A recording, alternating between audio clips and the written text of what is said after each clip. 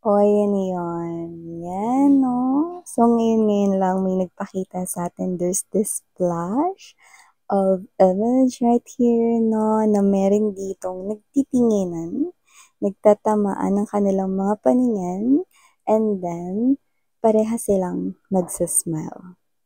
Kasama yung eyes, no? So, nakaramdam ako ron ng puro yun, ha? Walang halong kahit na anong kaplastikan or whatever, no? It's just that I'm seeing two people right here smiling at each other and I think parang may something. Yan, no? Baka may spark, no? So, let's see. Anong klaseng spark to? Kasi nagniningning yung mga mata, no? Sparkling eyes rin kayo rito, no? At hindi kayo rito nagpapakute sa isa't isa, no? Pero parang ganun. Alamin natin yan. No? Okay, it's still flashing sa aking head. So it looks like this is something here na might be significant into this reading at mag-point palalo ng mga other informations, no? Related informations about this sa inyong situations. Yan, no? But I love it. Okay.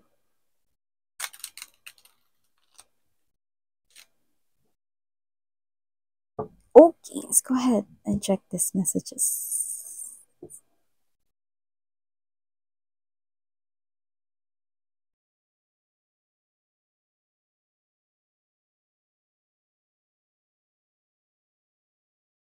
Oh, we've got the King of Fire and the Queen of Fire energy. No, mga babes, no? Kaya naman pala ganun yung tinginan, no? Kasi, yun, King of Fire energy, Queen of Fire energy, no? Anong fire ito? Anong klaseng spark ito, no? Na namumuo dito, mga babes, no? Posibleng wala pa na relasyon, no? Yung mga nakuha nating energies dito. Pero, posible rin naman dahil timeless ito, no? Pwedeng ito ay isa na lamang, no? Bahagi ng kwento ng inyong love story na dalawa. Yan, no? So, maaaring ito ay tapos na para sa iba naman nangyayari ngayon sa kasalukuyan at sa iba ay hindi pa at prediction sa inyong future. Pero no, kaya pala iba yung tinginan ninyo mga babes no, dahil meron palang nabubuo talagang spark dito. Ang taray, no? Puro tinginan palang miss yan. Oo. Pero iba yung tinginan, 'di ba? Kasi yung tinginan dito, no, yung ano, yung mga mata ninyo yung nakangiti, no, yung mga ganon, no. At pag nagtatama ang inyong mga mata, no, alam niyo hindi niyo maiwasan ng ngumiti, no, at may halong kilig, no, at ang nakakaloka, both of you yon. So, ibig sabihin na every time na mapapatingin kayo sa isa't isa, no, napapangiti kayo, no, yan, no. Labas man yung ipin o hindi, parehas kayong ngumingiti dito. Every time, yes, every time, no, na napapatingin kayo sa isa't isa. Every time na nagtatama ang inyong mga mata. Yan! O sige, tapos na yung reading. Tara, ligpit na. Niligpit. So, tuloy na natin mga babes, no? Ilatag pa natin to more. Parang dun pa, yan, no? See? Parang dun pa lang busog na tayo sa reading mga babes, no? The Lover's card energy, see? Tinginan, no? Tignan mo yan. Tinginan, no? At may anghel sa gitna, mga babes, no? At kung pansinin ninyo, 6, 6, no? So, ibig sabihin, you could be seeing right here a lot of number 6, into number 666, or number 6, or maybe this person here is seeing as well this number 6 a lot. 6 is also a number of soulful, okay, connection. So, yeah, let's keep moving. Ace of Fire. There's a lot of fire here, no? Well, may spark kasi. Ang tanong doon, gaano kalaki ang magiging spark nito, no? Ito ba ay indikasyon na posibleng maging kasing laki ito, no, ng sunog, nagbabaga, nag-aalaw, no? Ganun bang klase, no, ng spark, okay, ang mabubuo dito, no? So with the Three of Fire, right heart, the heart of this reading, nakita tayo rito na, parang may padaong na barko, no? Ibig sabihin, nakataas ang layag dito. So, let us know more. Ooh! Drum roll, Two of Water energy. That's the way, I like it. We have here this Five of Fire energy. Oh, okay. Six of Earth, no? Three of Water, Six of, yeah. Look at this layag I'm talking about. Look at this. Look at this. Okay. And the wise counselor is here. So before we dive deeper into this reading of yourself, we just greet everybody. Hi and hello there, newbies and subscribers. Ako po si Yan. Welcome. At sa returning viewers, thank you po sa inyong walang sawang pagsuporta. At kung hindi niyo pa po alam, mayroon pa po tayong isa pang channel, no? May other channel pa po tayo. Ang The High Priestess Tarot, at ang link po ay nasa description box. Kaya kung interesado ka, no, na tumambay din doon, then kita-kita din tayo doon, mga babes. So yun nga, no, wala po tayo ditong gender, bi, lalaki, LGBT, lahat kayo welcome. And at the end of the day, you always have your free will with you na free nyo rin gamitan anytime, anywhere. So yeah, okay? As what I've mentioned, there's this spark, and it could be that flame. No? Gaano kalaki yung flame, no? Diba? So I do see na kayo ito, no, na posibleng kailan na kayo nagkakilala or kailan lang kayo nag-meet, no? At posibleng kayo ngayon ay may status na either friends kayo or kakilala pa lang, someone na kilala mo lang, no? Or katrabaho mo siya. So, parang nandun pa lang kayo sa stage na normal, casual, wala pang kahit na ano, no? Pero nakita ko rito, no, na mukhang mayroong magkakamabutihan dito. Because every time na magtatama ang inyong paningin, you both smile. At yung iba, labas talaga yung teeth. Kita talaga yung ipin nyo. So, nakita ko dito, no, na every time you glances at each other, parang merong gustong sabihin, no, yung mga mata ninyo nangungusap. Diba? Tsaka parang meron ko nakikitang nagkakahiyaan doon with the Knight of Pentacles energy, no, Lover's card, no. I do see that this is you, no, na halo no, nakilig, no, or parang natutuwa. Kasi di ba minsan, pag meron ka lang nakakilala or nakita, no, pag, oo, nakita mo, pero hindi ka naman yung as in napapangiti talaga. No, pwedeng bumabati ka lang, tumatango ka lang, no, or tinataas mo lang yung kilay mo, or tinataas mo lang yung kamay mo, uy, hi, ganun lang, di ba? Pero pag sa kanya, every time na magtatama yung paningin ninyo, ngumingiti ka talaga. Ngumingiti din siya sa'yo. No? Especially pag nag-uusap kayo, parang mas marami yung ngitian, no? Parang, parang ang dami nyo nang napag-usapan, no? Just by smiling at each other. Parang you already both know, no? Kung ano yung pinag-uusapan ninyo, kahit hindi nyo ito ina-utter through words, no? So, nakikita ko rito na parang ito yung klase ng energy na nagkakamabutihan kayo. Pero posibleng hindi nyo pa ganun naiintindihan na ito ay meron pang mas malalim na mangyayari, no? Or magaganap dito sa evolvement na to. Okay, so nakita ko dito mga babes, no, na now, I do see that both of you, no, is already trusting or diving.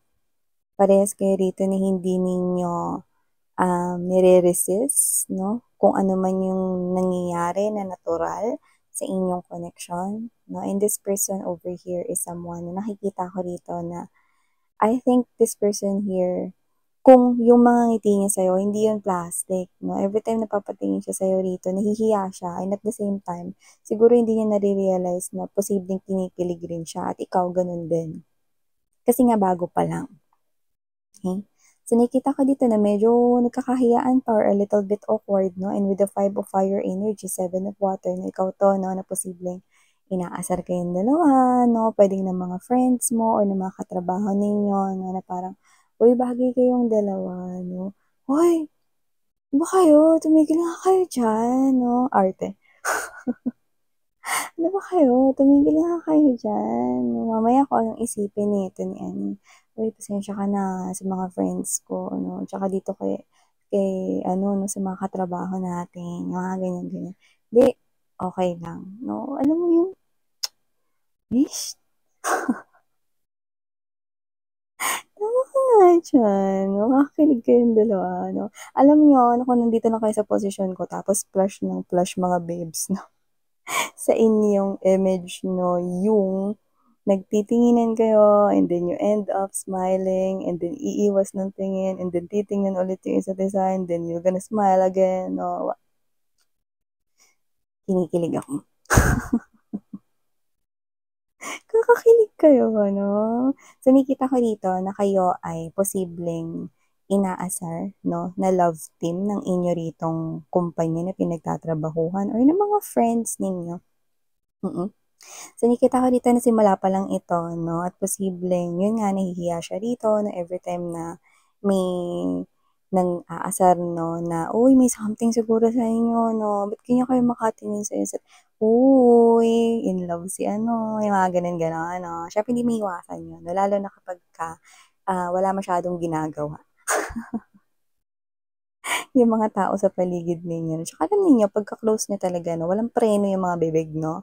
Yung sabi-sabi na lang talaga diretso ng, oy, may something sa inyo, no? Umaming kayo, mga ganyan, no? Yung, kunwari, hindi nagmamarites, na pero yung totoo, curious na curious, diba? So, nakikita ko dito na kung sino man tong kakonek ninyo, I think you're both feeling the same energy. It's just that it's not yet clear, no? With the Six of Water energy and the presence of Seven of Water, this is not yet clear for the both of you, especially if this is a new connection or just started, no, recently. So I do see that whoever this individual is, no, with the Tree of Fire energy, the Layag is right here. Okay? Angels are saying na papunta ito into something more. This friendship, okay, is papunta into something more. Yan, no? At kung saang more yon, we have here the Two of Water energy, wise counselor right here. It's a higher level of commitment. So you're gonna step up. Kung kayo ay friends ngayon, magkakilala pa lang or whatever, no? Paakyat po yan. Okay? Ibig sabihin, nag-evolve, nagkakaroon ng progreso, at ito ay papunta sa isang mas malalim na connection. So, posibleng ang spark na ating nakita ay mag-aalag, no, at lalaki dito yung apoy hanggang sa hindi nyo na ito kayang patayin. Taray, no? Ang creepy mo dun, Miss Yano, sinabi mo yung patayin. Mahihirapan na kayo rito na apulahin ng apoy ng inyo ritong nararamdaman, no, sa mga susunod na taon. At nakikita ko rito na sa 2025, we're gonna get closer and closer with each other, no? Taray! At nakita ko rito ng isang pagsasama kung saan mas mapapalapit pa kayo sa isa't isa. Hindi ko alam kung sino-sino yung mga kinakausap ko rito, pero I'm gonna warn you guys that you will definitely enter into a new relationship with this person here. No? Tsaka, alam mo yung energy na ano, sarap kaya sa feeling na pag tumitingin ka sa person, no, lagi kang umingiti. And it's natural, no? Nangingiti na lang yung mga labi mo, yung mga mata mo, just because kinikilig ka at hindi mo ipinipilit ito, no? Isa itong natural na reaksyon ng iyong katawan, no? Lalo na pag nakikita mo yung taong gusto mo. Now, I think hindi mo pa nare-realize ito na nagugustuhan mo siya at ganun din naman siya rito since this is not yet clear with the Six of Water to the Seven of Water energy. But soon, it will be clear. The clouds will definitely, hahawi, no? And you will definitely see, okay, ang inyong connection is nag-evolve beautifully, naturally right here, and you will end up gets na maging closer and closer sa isa't isa. Yan, yung nakikita ka dito, Six of Earth energy, the angel will definitely throw a lot of situations here, there, para magkasama pa kayo more, no? Para magkaroon dito ng evolvement, you're gonna need to trust the process here. Everything right here is being handled by the angels and guides of yours, no? And this person's angels and guides as well, no? It looks like meron ditong pangkutsaba.